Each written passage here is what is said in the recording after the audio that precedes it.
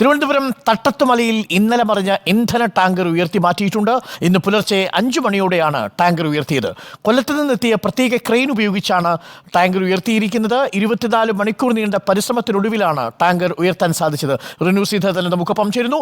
റിനു സീതർ, അല്പം ആശങ്കയുണ്ടാക്കിയിരുന്നു tanker lorry മറിഞ്ഞത്. പക്ഷേ തൊട്ടടുത്ത് ചെറിയ തോടുണ്ട്. ആ തോട്ടിലേക്ക് പെട്രോൾ ചോർന്നതും ചെറിയ പരിഭ്രാന്തി സൃഷ്ടിച്ചിരുന്നു.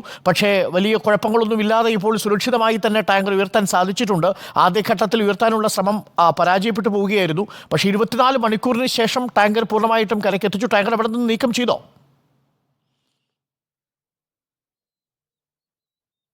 അരുൺകുമാർ, ഇന്നലെ പുലർച്ചെ 2 മണിയോട് കൂടിയാണ് തട്ടത്തുമലയിലെ MC റോഡിൽ നിന്ന് ഏകദേശം 15 അടി താഴ്ചയിലേക്ക് നിയന്ത്രണം വിട്ട് പെട്രോൾ ഡീസൽ ഇന്ധനവുമായി എത്തിയ ടാങ്കർ ലോറി മറിഞ്ഞത്.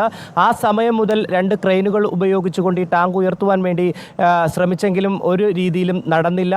അതിനുള്ള ശേഷി ഈ ക്രെയിനുകൾക്കുണ്ടായിരുന്നില്ല എന്നുള്ളതാണ്. അതിനുശേഷമാണ് ഇപ്പോൾ 24 മണിക്കൂറത്തെ പരിശ്രമത്തിന് ശേഷം കൊല്ലത്ത് നിന്ന് 120 ടൺ ശേഷി ഉയർത്തുവാനുള്ള പ്രത്യേക ക്രെയിൻ എത്തിച്ചു.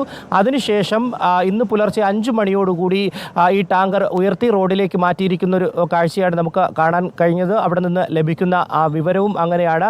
ഈ ടാങ്കർ വീണത് തന്നെ ഒരു കൈത്തോട്ടിലായതുകൊണ്ട് തന്നെ ഡീസൽ ഇന്ധനം ഇതിൽ നിന്ന് ചോർന്ന് ഈ തോട്ടിലൂടെ ഒഴുകി പല ദിശകളിലേക്ക് പോയിരുന്നു. അതുകൊണ്ട് തന്നെ പഞ്ചായത്തിൻ്റെ ഭാഗത്തു നിന്ന് അടക്കം ഒരു ജാഗ്രതാ നിർദ്ദേശം നൽകുകയും മൈക്ക് അനൗൺസ് ഉൾപ്പെടെ നടത്തി അവിടുത്തെ കടകമ്പോളങ്ങളും അതുപോലെ തന്നെ സമീപത്തെ വീടുകളിൽ ഒരു രീതിയിൽ തീ പടർത്തുന്ന ഒരു സാഹചര്യം ഉണ്ടാകരുത് എന്നുള്ള നിർദ്ദേശവും നൽകി ജാഗ്രതാ നിർദ്ദേശം മുന്നോട്ട് വെച്ചിരുന്നു.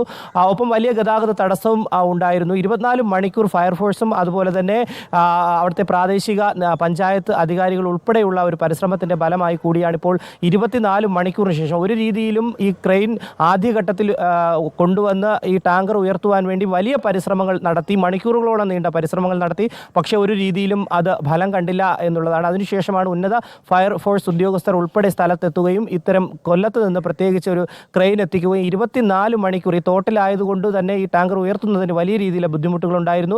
ഈ ടാങ്കർ ഉയർത്തുന്നതിന് മുന്നോടിയായി ഇതിനകത്ത് 40 ടൺ ശേഷിയുള്ള ഇന്ധനം ഉണ്ടായിരുന്നു.